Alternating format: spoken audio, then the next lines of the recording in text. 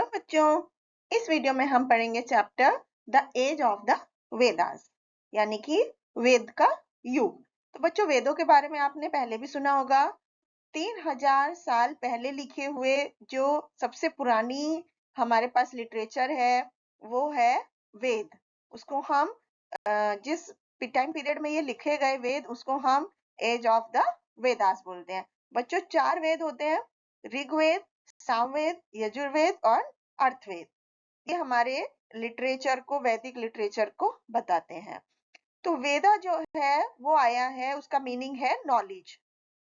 तो जो कंपोजिशन है, ऐसा माना जाता है कि वेदों में जो लिखा हुआ है वो एकदम डिवाइन है एंड इटर्नल है। वेद जो है सबसे पहली मौखिक वर्बल कंपोजिशंस हैं जो हाथ से लिखी हुई हैं और एक जनरेशन से दूसरी जनरेशन में ट्रांसफर हुई हैं। गुरुज बोलते थे और शिष्य उनको याद करते थे या लिखते थे। तो फाइनली वो बुक्स में रिकॉर्डेड हुए और हमारे सामने वो वैदिक एज में जो बुक्स लिखी गई, पवित्र किताबें, ग्रंथ लिखे गए, उनके रूप में सामने आए। तो द वेदास, सबसे पहले ऋग्वेद आया जो कि 3500 साल पहले लिखा गया था और सबसे पुराना वेद है। और ऋग्वेद को 10 मंडल या किताबों में बांटा गया है। इसमें 1028 हिम्स या सूक्तिस हैं और ये हिम्स जो है वो भगवान और देवी देवताओं के बारे में, उनकी तारीफ के बारे में कही गई हैं। और उनके बीच अग्नि जो है वो आग के देवता को बोला जाता है, इंद्र बारिश के देवता को, और वरुण जो है वो आसमान या पानी के देवता में सबसे इंपॉर्टेंट है। सामवेद जो है वो ऋग्वेद को ट्यून में गाकर श्लोक बनाए गए हैं। और यजुर्वेद में हिम्स हैं जो कि रिसाइट की गई है, बोली गई हैं। स्पेसिफिक रिचुअल पे, कोई रीति रिवाज होते हैं, विशेष प्रोग्राम होते हैं, उनमें ये बोले जाते हैं। इसके बाद बच्चों अथर्ववेद है जो कि पुराने ट्रेडिशंस के बारे में बताता है। आर्कियोलॉजिकल सोर्सेज के बारे में हम पढ़े तो बच्चों, खुदाई में बहुत सी जगह पर आर्कियोलॉजिस्ट को जमीन के अंदर आर्कियोलॉजिकल रिमेन्स मिले हैं इन साइट्स के। और एक तरह की पोटरी जिसको कि पेंटेड ग्रेव वेयर, और दूसरे टाइप की पोटरी थी जिसे ब्लैक एंड रेड वेयर के नाम से जाना जाता था, जो कि गंगा वैलीज में पाई गई थी। इन 2 तरह की पोटरीज जो थी वो और दूसरी भी खोज हुई जिनसे उस समय के लोगों के बारे में बहुत सारी चीजों का खुलासा हुआ। तो ये लोग जनरली आर्यंस कहे जाते थे। हिम्स जो थी वो वैदिक संस्कृत में लिखी हुई थी जो कि ऋषिज ने लिखी हुई थी। इसके बाद लाइफ इन वैदिक एज, जो वैदिक युग में जो लोगों का जीवन था वो कैसा था। बच्चों, बहुत सारे ट्राइब्स रहते थे और हर एक कोई पर्टिकुलर एरिया में सेटल्ड थे, जो कि बहुत सारे गांवों को मिलकर बनते थे।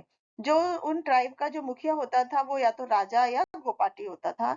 और ये जो राजा थे ये हेरिडेटरी नहीं थे और ये चुने जाते थे अपनी बहादुरी के बेस पर।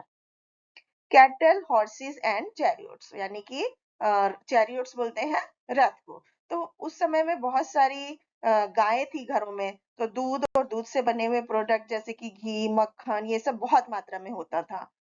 एंड उसके अलावा एक स्पेशल ड्रिंक मिल्क से बनाया जाता था जो कि एक स्पेशल रेयर प्लांट के जूस से बनता था। वहां के लोगों का उस समय का ऑक्यूपेशन था खेती, एग्रीकल्चर एंड कैटल रेयरिंग। जानवरों को पालते थे, वे उनका मेन ऑक्यूपेशन था। जबकि दूसरे प्रोफेशंस भी थे जैसे pottery making, weaving, chariot making, carpentry, metal working, ये सब भी उस समय पॉपुलर थे। मैन और वुमेन दोनों लोग आभूषण पहनते थे, सोने चांदी से बने हुए और प्रीशियस स्टोन से बने हुए। और जो फुटवेयर थे उसके बारे में भी वेदास में बताया गया है। द 4 आश्रम्स, आश्रम मतलब होता है कि सोशल सिस्टम, वैदिक पीरियड का एक सामाजिक जो सिस्टम था उसके बारे में। तो किसी भी व्यक्ति का जो जीवन था वो 4 स्टेजेस में डिवाइडेड था जिसको कि आश्रम बोलते थे। पहले 5 साल का जो जीवन था वो बच्चा अपनी फैमिली के साथ रहता था। उसके बाद आश्रम में स्टेजेस होती थी। सबसे पहले ब्रह्मचर्य, ब्रह्मचर्य जो था वो 5 से 24 साल की आयु तक रहता था। बच्चे उसमें गुरुकुल में जाते थे, वहां पर टीचर के साथ ही रहते थे और उनसे ज्ञान प्राप्त करते थे, वेद, साइंस, फिलोसफी के बारे में। उसके बाद गृहस्थ जीवन होता था जो 25 से 49 साल तक की आयु तक होता था, जिसमें वो घर गृहस्थी में रहते थे। आदमी अपनी फैमिली की देखभाल करते थे और पूरी तरह वो उसमें बिजी रहते थे। उसके बाद वानप्रस्थ होता था। वानप्रस्थ में जब आदमी धीरे धीरे अपने घर की चीजों से घर के कर्तव्यों से पीछा मतलब दूर होता जाता था 50 से 74 साल की उम्र में, और फिर उसके बाद सन्यास होता था कि उसके जो 75 साल की से लेकर के उसकी मृत्यु तक का जो समय था, अपनी आखिरी सांस तक वो सन्यास में रहता था और वो अपने स्पिरिचुअल परस्यूट्स या मेडिटेशन की प्रैक्टिस करते थे। उसके बाद दास एंड दासीज होते थे। आर्यंस के अलावा वहां पर लोगों के दूसरे ग्रुप भी थे जो कि आर्यन के दास या दासीज कहे जाते थे। ये लोग सैक्रिफाइसेस नहीं करते थे और प्रोबेबली अलग अलग लैंग्वेज के होते थे। बाद में इनको दास और स्लेव बोला गया। उसके बाद केस स्टडी पढ़ते हैं। यहाँ पर बच्चों मेगालिथ, मेगालिथ मतलब है बड़े बड़े पत्थर। तो डीकेन में, साउथ इंडिया, नॉर्थ ईस्ट में बड़े बड़े बहुत सी जगहों पर पत्थर मिले हैं जिनको कि स्टोन, बड़े बड़े स्टोन बाउल्डर्स मिले हैं। तो मेगालिथ्स जो थे वो बरियल साइट्स को मार्क करने के लिए यूज किए जाते थे, और मेगालिथ्स जो है वो 3000 साल पहले शुरू हुए। मेगालिथ्स में क्या होता था, उनकी सरफेस पर कुछ ऑब्जर्व किया गया कि जो ज्यादातर मैन थे वो उसके नीचे दफना दिए जाते थे। एक छोटा बड़ा पत्थर उसके ऊपर रख देते थे सर्कुलर या ग्राउंड ग्राउंड पे, जो कि स्टोन बाउल्डर्स होता था जो जनरली बरियल साइट्स को बताते थे। सोशल डिफरेंस जो था आर्कियोलॉजिस्ट के अकॉर्डिंग बहुत तरह के आर्टिकल्स जो थे डेड बॉडी के साथ वो लोग सोशल स्टेटस के लिए उसमें दफनाते थे। जैसे कि बहुत सारे ऑर्नामेंट, जिससे पता चलता था वो सोसाइटी में रिच लोग भी रहते थे।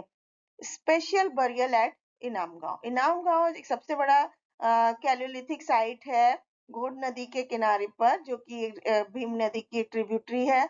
हजारों साल पहले यहाँ पर लोगों का जीवन था।